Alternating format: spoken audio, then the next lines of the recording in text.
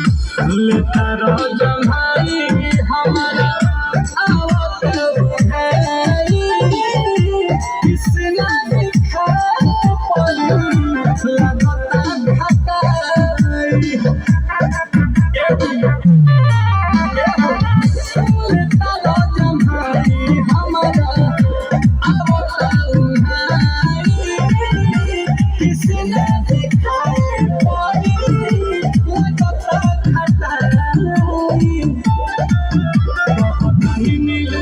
कहतानी नील कमल बात समझ कमर करे लच लच लच